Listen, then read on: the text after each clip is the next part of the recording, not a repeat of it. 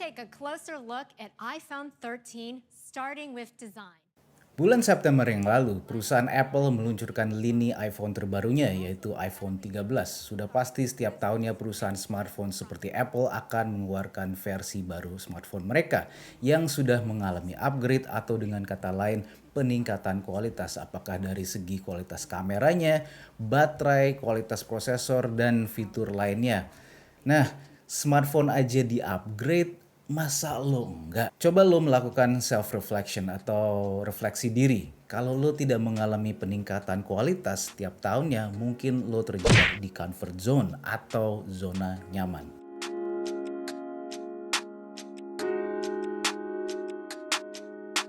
Oke, sebelum gua suruh lu untuk keluar dari zona nyaman, kita ngertiin dulu, kita pahami dulu apa yang dimaksud dengan comfort zone atau zona nyaman.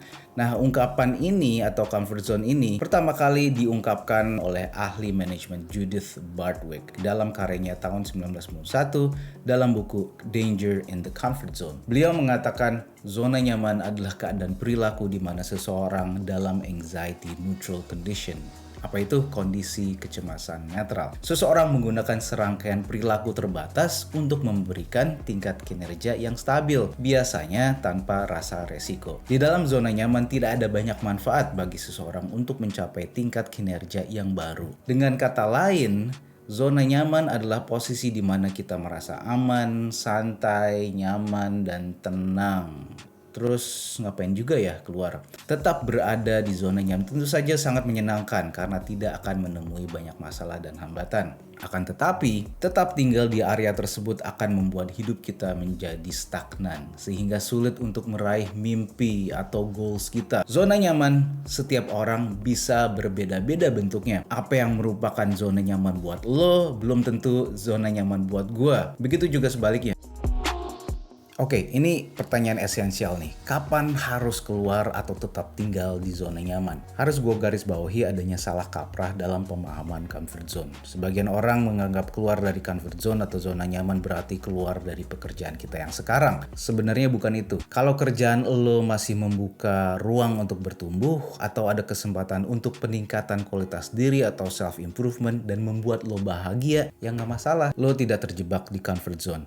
Just stay. Karena balik lagi kepada konsep awal yang gue ceritakan tentang comfort zone. Lo nyaman, tapi stagnan, dan tidak ada peningkatan kualitas diri. Sebelum memutuskan untuk keluar dari zona nyaman, pastikan terlebih dahulu apa yang menyebabkan lo ingin keluar dari zona nyaman. Tulislah poin-poin di dalam secari kertas atau di dalam handphone lo, apa yang menyebabkan lo ingin keluar dari zona lo yang sekarang. Tulislah juga kemana lo ingin pergi, dan terobosan apa yang ingin lo lakukan untuk mewujudkan tujuan lo. Hal-hal apa yang ingin lo perluas. Jika lo merasa nyaman sekarang adalah yang terbaik untuk saat ini, ya udah tetap aja berada di situ karena merasa bahagia, nyaman, dan stabil tanpa hambatan adalah sesuatu yang normal. Anda merasa hidup bukanlah pertandingan. There's only one way to cook Colonel Sanders Kentucky Fried Chicken, and that's my way. We always use plump, young broilers, always Colonel Sanders, pendiri Kentucky Fried Chicken. Siapa sih yang gak kenal sama restoran ini? 2 km dari rumah gua aja, cabangnya ada di mana-mana.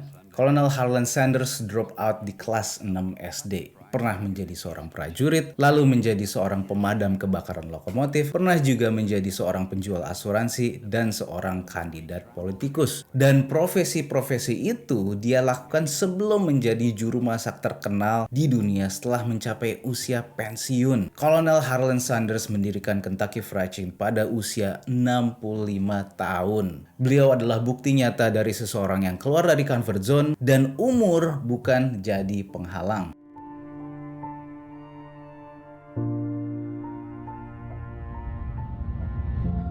Oke, gue mau cerita sedikit tentang pengalaman gue keluar dari comfort zone. Seumur hidup gue selalu berada di lingkungan sektor pendidikan. Pernah jadi guru, pernah jadi kepala sekolah, pernah jadi koordinator di bidang research and development, dan posisi pendidikan lainnya. 2018 gue beralih profesi menjadi seorang fotografer karena gue ada passion di bidang fotografi. Gue belajar fotografi dari YouTube, ikutan workshop, terus ikut photoshoot sama adik ipar gue yang sudah menjadi part-time fotografer. Kemudian pada akhirnya membuka bisnis kecil jasa fotografi. Awalnya tidak nyaman karena ada banyak perubahan dari bidang pendidikan lalu ke bidang fotografi. Namun seiring waktu menjadi terbiasa. Apakah gue meninggalkan profesi gue sebagai seorang pendidik? Oh tidak, itu tetap menjadi passion gue. Sampai saat ini pun gue menjadi seorang pendidik. Gue jadi dosen di sebuah universitas swasta. 2020 COVID-19 datang, berpengaruh juga ke bisnis fotografi gue. Klien pun mulai sepi, dan kalaupun ada gue tolak karena takut berurusan dengan klien, dan akhirnya gue kasih kerjaan ke tim gue yang lain. Sampai saat ini bisnis jasa fotografi pun akhirnya diam di tempat, tidak menghasilkan. Nah, bulan Mei 2020 gue mulai explore gimana menjadi seorang YouTuber. Akhirnya gue serius menggarap YouTube channel ini. Gue belajar dari para ahli YouTube, apakah itu YouTube terkenal atau channel-channel yang sudah berkembang dengan pesat, ikut webinar, terus belajar workshop online, dan awal 2021 alhamdulillah masuk persyaratan YouTube untuk bisa dimonetisasi atau diuangkan. Ya, walaupun sampai saat ini masih uang recehan lah ya, tapi alhamdulillah. Gue selalu ingin meningkatkan kualitas diri gue. Makanya gue selalu ingin cari hal yang baru, kegiatan baru. Dan yang perlu diingat adalah hidup hanya sekali. Banyak hal baru, kegiatan baru untuk bisa kita explore demi peningkatan kualitas diri. Find your passion, punya mindset yang selalu ingin belajar.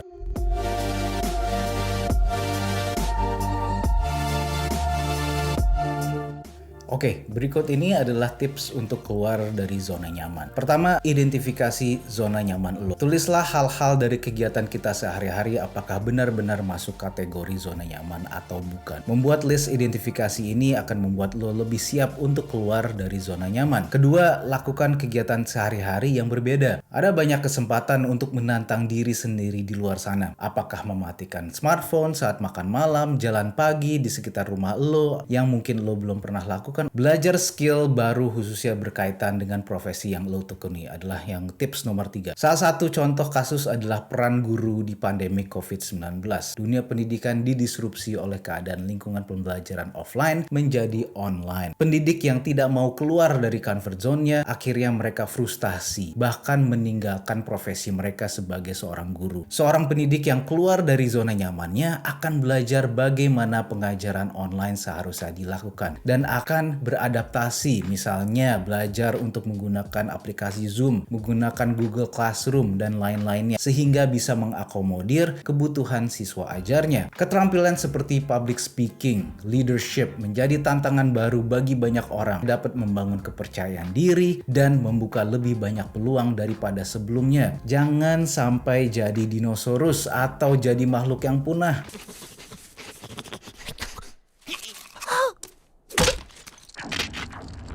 Ikutilah perkembangan zaman dengan belajar skill baru. Keempat, belajar merasa nyaman ketika merasa tidak nyaman. Berada di luar zona nyaman kita sudah pasti akan membuat kita sering merasa tidak nyaman. Pastinya kata-kata seperti no pain no gain tercipta karena memang seringkali ketidaknyamanan atau kesulitan akan menghasilkan sesuatu yang sangat baik dan bermanfaat. Situasi yang sulit dan tidak nyamanlah yang menempa diri kita sendiri untuk menjadi pribadi yang lebih baik. Misalnya, lo tadinya jarang olahraga, terus lo memutuskan diri untuk lari pagi. Hari berikutnya badan lo rontok, pegel-pegel. Tapi kalau lo lakukan terus-menerus meskipun lo tidak nyaman dan sadar manfaatnya untuk peningkatan kesehatan lo akan tetap lakukan. Katakan pada diri sendiri bahwa kita melakukan ini demi kebaikan kita. Dengan begitu, tubuh dan pikiran kita akan terbiasa. Ketika lo sudah mencoba untuk keluar dari zona nyaman tapi merasa belum siap dan ingin berhenti dan ingin masuk lagi, ya nggak apa-apa. Be kind to yourself, jangan maksa. Tapi ingat, zona nyaman itu ada expiration date-nya atau tanggal kadaluarsa. Masih ingat nggak dengan kasus perusahaan taksi Bluebird? Pada tahun 2016, laba perusahaannya turun drastis merosot menjadi 507 miliar rupiah ketika didisrupsi oleh transportasi online karena masyarakat lebih memilih memilih untuk menggunakan Gojek atau Grab yang lebih murah harganya. Ini bukti bahwa zona nyaman ada tanggal kadaluarsanya. Bluebird pada waktu itu masih bertahan dengan cara konvensional atau cara-cara lama, yaitu layanan cegat di jalanan dan call center, bukan berbasis online. Namun mereka akhirnya keluar dari comfort zone mereka dan mereka melakukan upgrade. Kalau mereka tidak keluar dari comfort zone, pasti sekarang perusahaannya sudah bangkrut atau mati. Keluar dari zona nyaman memang tidak mudah dan butuh persiapan yang matang. Tapi kalau ini bisa membuat lo menjadi manusia yang lebih baik, ya kenapa tidak? Why not? Mulailah dengan baby steps atau langkah-langkah kecil seperti mengubah kebiasaan buruk kita tapi punya dampak besar. Misalnya membereskan meja kita yang berantakan atau mulai baca buku yang bermanfaat per halaman setiap harinya. Intinya setiap hari ada perubahan yang kecil yang signifikan namun punya dampak yang besar buat peningkatan kualitas diri. Nah, itu aja dari gua. Semoga video ini bermanfaat. Kalau lo punya pengalaman tentang comfort zone, silahkan share di kolom di bawah ini. Jangan lupa untuk like dan subscribe. Thank you for watching. See you on my next channel. Bye-bye.